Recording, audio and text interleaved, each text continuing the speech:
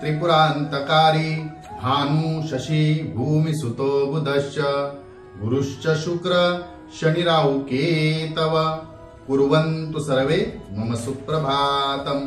श्री गुरुदेव दत्त, श्री स्वामी समर्थ। सुप्रभात मित्रांनो, अध्यात्म कलियुगातल्या चॅनलवरती मी वैदिक ज्योतिषी गणेश शास्त्री शुक्ल आपल्या सर्वांचे स्वागत करतो। धनुराशी गुण दोष वर्णन हे सुद्धा आपण सांगत आहोत। मित्रांनो, अजूनपर्यंत आपले चॅनल जर आपण सबस्क्राइब केले नसेल तर लवकरात लवकर सबस्क्राइब करा, बेल आयकॉन दाबा, शेअर करा आणि जास्तीत जास्त लोकांपर्यंत पोहोचवा, जेणेकरून प्रत्येकाला आपल्या आयुष्यामध्ये घडणाऱ्या घडामोडी पाहता येतील, त्याच्यावरती काहीतरी मात करता येईल। आणि आपल्याला जर हे राशी भविष्य आवडले किंवा गुण दोष वगैरे जे काही सांगतो या प्रकार जर आवडला तर नक्की एक लाईक करा, निदान श्री स्वामी समर्थ श्री गुरुदेव दत्त तरी कमेंट करा। तुम्हाला जास्त काही करायचं नाही, फक्त पाहून खाली एक लाईक किंवा कमेंट करायची आहे। आम्ही किती कष्ट करून हे व्हिडिओ करतो आपल्यासाठी, म्हणजे हे करत आहोत, त्याचबरोबर आम्हाला मेहनत करावी लागते। जे काय साधन आहे त्या साधनेतून आपण करतो। आपल्या एखाद्या लाईकने, कमेंटने, शेअरने सुद्धा आम्हाला खूप उत्स्फूर्तता मिळते, आम्हाला सुद्धा आनंद वाटतो की आपण चांगल्या पद्धतीने आणि चांगली कामं करावीत, आपला आशीर्वाद मिळाल्यासारखं ते असतं मित्रांनो। चला तर सुरू करूया धनु राशीचे गुण दोष वर्णन। आता धनुरास ही राशी मालिकेतील 9वी रास आणि ही गुरु ग्रहाच्या अंमलाखाली येते। मीन रास आणि धनुरास ही गुरु ग्रहाच्या अंमलाखाली येते आणि गुरुची सर्वात लाडकी राशी असल्या कारणाने याच्यामध्ये मीन राशीवरती आणि गुरु राशीवरती त्याचा कसा फरक पडतोय तुम्हाला कालांतराने कळेल। आता धनुराशीचा सिंबॉल सुद्धा एक असं असतं, एक घोडा आहे, त्याला अर्ध शरीर माणसाचं आहे आणि हातामध्ये एक बाण कायमस्वरूपी ओढलेला आहे। तो सोडेल का, कधी सोडेल की नाही, किंवा भीती, एक प्रकारचा तटस्थपणा यांच्यामध्ये तो दिसतो। आता कसं असतं हे आपण जाणून घेऊया। आता ही गुरुग्रहाच्या अंमलाखाली येणारी रास आहे, ही धनुराशी गुरुग्रहाच्या अंमलाखाली येणारी रास आहे।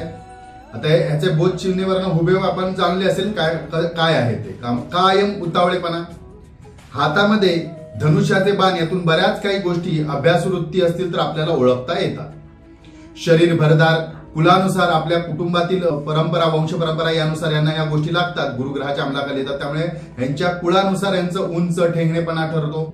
हनुवटी मोठी, बळकट शरीर, निरोगी परंतु केस शरीरावरती कमी, किंवा केसाचा प्रकार जो असतो, म्हणजे स्त्री असेल तरी केस एक प्रकारचे नाजूक प्रकारे पातळ, किंवा पुरुष असेल तरी सुद्धा शरीराची ठेवण बांधेसूत, मनगटे जाड, क्वचित नक्षत्रानुसार ह्यांच्यातला कमीपणा आपल्याला जाणवतो। आता विद्येचा यांना वेगळा एक काहीतरी गर्व असणारी, परंतु त्या विद्येचा आपल्या वर्तमान जीवनात त्यांना काहीही उपयोग होत नाही।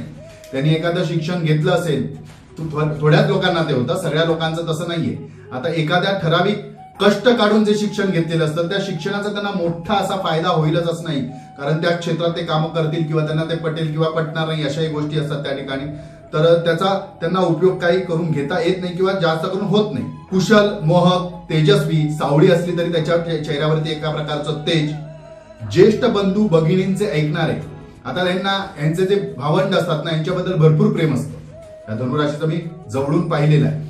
भले त्यांची भावंड चुकीची असतील, भावंड चुकीची बोलणारी असतील, चुकीची करणार असतील किंवा चुकीचेच असतील, तरी सुद्धा ही धनुराशीची व्यक्ती आपल्या बंधुवर्गासाठी कायम स्वरूपी पाठी असते, पाठी राहते आणि त्यांना मदत करते, सांभाळून घेते, दुसऱ्यांच्या समोर त्यांना पडायला देत नाही। समजा आपल्या बाबाचं एखादं चुकलं असेल, आपल्या बहिणीचं एखादं चुकलं जरी असेल तरी समोरील व्यक्तीकडे तिचा तो कमीपणा दाखवत नाही, हे एक त्यांच्यामध्ये प्लस पॉइंट असतो। आता यांचे भावंडाची त्या पटेलच असं नाही, त्यांच्याशी त्यांचं जुळतच असेल असं नाही, परंतु त्यांच्याबद्दलचे राखीव त्यांच्या मनामध्ये एखादी गोष्ट असते। मित्र कमी, परंतु त्यातही खूप कमी मित्र। आता यांना मित्र कमी, पण त्यातल्या त्यात जे मित्र असतील ते विद्वान, उत्तम शिकलेले, ज्ञानी व्यक्ती असे काही असतात, म्हणजे उच्च वर्णाची यांची मैत्री असते, उच्च वर्णाच्या लोकांची यांची मैत्री असते। आता सामोपचाराने गोष्टी हाताळणारी व ती मान्य करणारी ही रास गुरुच्या अंमलाखाली येते। त्यामुळे विद्याभ्यास ग्रहण करणे अथवा त्याबद्दल प्रसार करणे व ते उत्तम शिक्षक, टीचर्स वगैरे ह्या धनुराशीच्या भौतिक असतात आणि खूप असं जाणून मिळतील बघा आपल्या लक्षात येतं। मीन राशीपेक्षा सुद्धा धनुराशीला जास्त शिक्षकांचं याच्यामध्ये म्हणजे प्राधान्य, किंवा एक गुरु जो असतो, गुरुसाठी एक कठोरपणा किंवा जे एक प्रकार हवा असतो तो या धनुराशीच्या जातकामध्ये तुम्हाला जास्त करून दिसून येईल, दिसेल सुद्धा। तर उत्तम प्रकारचा अभ्यास ग्रहण करणे किंवा त्याच्याबद्दल प्रसार करणे, उत्तम प्रकारचा अभ्यास सांगणे या राशीला उत्तम जमतो. आता या कशा असतात माहिती, हा लहान जरी असतील ना वयाने, तरी गुरुचा प्रौढपणा किंवा गुरुचं एक प्रकारचं जे जाणतापणा जो असतो ना, ह्या चेहऱ्यावरती यांच्या दिसून येतो. म्हणजे यंग जरी असतील ना तरी प्रौढ दिसतात. प्रौढ असतीलच असं नाही, पण ते दिसताना तुम्ही जर एखादी ती धनुराशीची व्यक्ती जर बघितली ना, सर्वसाधारणतः 20-25 वर्षाची बघितली तर ती साधारण 36-37 वर्षाची अशी आपल्याला दिसून येऊ शकते, कदाचित सांगतोय मी. आता नक्षत्रावरती आहे, मूळ नक्षत्र, पूर्वाषाढ, उत्तराषाढ याच्यावरती सुद्धा ते आहे, पण बहुतेक तसं असतं. तर ती प्रौढ दिसते, चेहऱ्याने प्रौढ दिसते, जाणती दिसते. म्हणजे जाणकार असते ती, पण त्याप्रमाणे ती जाणती सुद्धा दिसते, जरी ती यंग असली तरी सुद्धा. आता हा सुद्धा स्वभाव सर्वसाधारण लग्न राशीवरनं सुद्धा, धनुरास असेल आणि लग्न रास कुठले त्याच्यावरती डिपेंड आहे, त्याच्यावरती जुळून येतात. आणि त्याचबरोबर प्रत्येक धनुराशीचं 12 मध्ये डिवाइड केलं तर वेगवेगळा स्वभाव सुद्धा असते. एक साचा एक तसाच असतो धनुराशीचा, पण त्याच्या सुद्धा छटा वेगवेगळ्या ज्या आहेत त्या प्रत्येक 12 राशींवरनं त्यांच्यावरती त्या अवलंबून असतात आणि तशा दिसतात किंवा जाणता येतात, समजून घेता येतात. त्यात फरक दिसतो आपल्याला. परिस्थिती जुळून घेणे, परिस्थितीशी जुळून घेणे, परिस्थितीच्या वेळी आपण तसे वागणे किंवा तो माहोल तयार करणे ह्या राशीला उत्तम जमतो. परिस्थिती जुळून घेण्यासाठी रास उत्तम असते. या राशीचा उत्तम हा गुण आहे या बाबतीत सांगायचं. भारदस्त आवाजामुळे बोलताना जणू काय रागच व्यक्त करतात. म्हणजे प्रेमाची भाषा, असं लाडीगुडीने बोलणं हे यांना फारसं जमत नाही. म्हणजे लाडीवानाने आपण बोलतो की नाही, तसं यांच्या बोलण्यात कधीच जाणवलं नाही आपल्याला. कधी बोलताना प्रेमाने सुद्धा बोलतात, तर काय रागात बोलतोय की काय, टोमणा मारतोय की काय, अशाच काही गोष्टी यांच्या आवाजामुळे, भारदस्त आवाज असतो त्यामुळे तसं होतं. म्हणजे रूढ आवाज वाटतो त्यांचा बोलताना, एखादी गोष्ट बोलताना सुद्धा असं याच्यामध्ये दिसून येतं. त्यांच्या बोलताना एक प्रकारचं असं प्रौढत्व जाणवतं. अधिकार वाणीने सुद्धा ते बोलतात. त्यांच्या वाणीमध्ये एक प्रकारची अधिकार वाणी असते. हे इतरांना थोडंसं कळणं कठीण जातं. काय हे प्रेमाने बोलताय, अधिकारवाने बोलतायत, रागामध्ये जरा इतरांना कळणं थोडंसं कठीण जाते. ही रास मित्र म्हणून उत्तम ठरते, परंतु न्याय करताना यांच्यात गफलत होते. आता काय होतं, त्यांनी दिलेला एखादा सल्ला वर्तमानातील गोष्टीशी जुळूनच येईल असं नाही. अशाही गोष्टी यांच्याबद्दल घडतात. आयुष्यात आलेल्या अडचणी सोडवण्याकरता या व्यक्ती भावनात्मक होऊन प्रॅक्टिकल जास्त विचार न करता भावनावश जास्त होतात आणि त्यामुळे यांचं कुठेतरी बिघडतं, गणितामध्ये बिघाड होतो.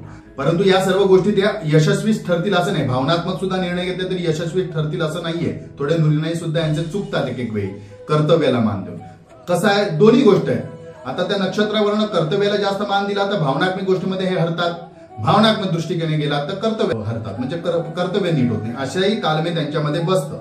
परंतु जेव्हा निर्णय घ्यायचा असतो तेव्हा स्वतःच्या बाबतीत असून दे किंवा इतरांच्या बाबतीत असून दे, तितका त्यांचा रिझल्ट चांगला येत नाही बहुधा. आता ही रास किंवा या राशीचे लोक प्रामाणिक असतात. याबद्दल मी तर 100% सांगतो, प्रामाणिक असतात या व्यक्ती. बोलतात, पटकन बोलल्या तरी त्यांच्या बोलण्यामागे चांगला भाग असतो. परंतु एक वेळा जर चीड असेल, म्हणजे एखाद्या तत्वाबद्दल चीड असेल, एखाद्या व्यक्तीबद्दल चीड असेल, तर त्याच्याबद्दल अभद्र सुद्धा हे बोलून जातात. एखाद वेळी पटकन रागाने बोलतात. परंतु प्रामाणिकही असते. प्रामाणिकपणा असून नुसता चालत नाही ना, वेळेत काम पूर्ण करणं यांना जमत नाही. कायम एक प्रकारचा आळसपणा म्हणणार नाही. लेंदी करून कामं करायची. बाबा कुठे जायचंच आहे म्हटलं की ती पटपट कामं केली, पटपट निघाला, पटपट केला, असं नाही. ते रेंगाळत आहेत ती कामं. त्यांच्यामुळे ह्यांनाही उशीर होतो आणि दुसऱ्यालाही उशीर होतो. आणि बरोबर कुठेतरी मोठ्या कामाला जायचं, प्रवासाला जायचं आहे म्हणलं की ह्याच्या पोटाला पहिली गोळा येतो. मग वॉशरूमला सारखं जाणे, तयार झालेलं असेल तरी ते 10 वेळा वॉशरूमला जाणार, पूर्ण तयार जरी झाले असेल तरी. आणि ह्याच्यामुळे यांचा वेळ ह्याच्यामध्येच जातो. त्यामुळे वेळेचं यांना तितकंसं जमत नाही, वेळेत गोष्टी करणं यांना जमत नाही. या कामातील चिकित्सा विवेचन विचार करतात. वेळ जास्त खर्च करून मूळ ध्येयापर्यंत उशिरा पोहोचतात. यामुळे कदाचित आपल्याला जे हवे आहे ते साध्य करण्यात त्यांना वेळ मिळत नाही किंवा ती वेळ निघून झालेली असते. चिकित्सा करणे किंवा हेच करणे तेच करणे, त्याच्या अभ्यास म्हणजे अभ्यासावृत्तीने नव्हे, एखाद्या गोष्टीबद्दल जर निर्णय घ्यायचा असेल तर बारीक चिकित्सा करत राहतात आणि त्यामुळे त्यांच्याकडनं ती संधी सुटून जाते. या अशाही गोष्टी यांच्या बाबतीत घडतात आणि खूप घडतात आणि मग यांच्या पदरी काहीतरी पडतं आणि त्याच्याबरोबर त्यांना सुख मानावं लागतं. अशाही गोष्टी घडतात.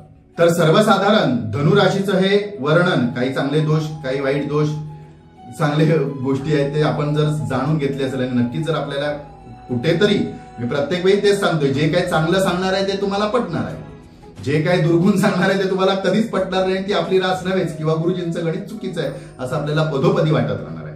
मग जर चांगलं जरी पटत असेल तोही माझाच अभ्यास आहे आणि जर पटत नसेल तोही माझा अभ्यास आहे. दोन्ही माझ्या अभ्यासातूनच सांगते, कारण आपले दोष हे आपल्याला दिसत नाही.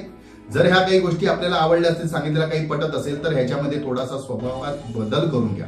परत एकदा सांगतोय, मूळ आपलं कुठलं चुकत गेलेलं आहे, अतिचिकित्सा पद्धतीने एखाद्या गोष्टीत शिरणे, त्या शिरण्यात आपण वेळ घालवता आणि वेळ जास्त घालवल्यामुळे मेन वेळ जी आहे, मुख्य वेळ आहे, ती संधी आपल्या हातातून निघून जाते आणि निघून गेल्यानंतर मग जे काही आपल्या पदरात पडेल त्या गोष्टीत आपल्याला सुख मानावं लागतं, जरी मिळत नसलं तरी. अशा गोष्टी आपल्या आयुष्यात पदोपदी घडत आलेल्या आहेत. जर होऊन गेल्या आहेत तर सोडून द्या. ज्यांच्याकडे आता एक गोष्ट आहे, करू शकतात, तर त्यांनी या गोष्टीवरती विचार करायला पाहिजे. उदाहरणार्थ लग्नाच्या बाबतीत म्हणा, नोकरीच्या बाबतीत म्हणा, ज्या काही गोष्टी आपल्या आयुष्यात घडल्या असतील तर त्याच्याकडे आपण सुधारणा करून घेऊ शकतो.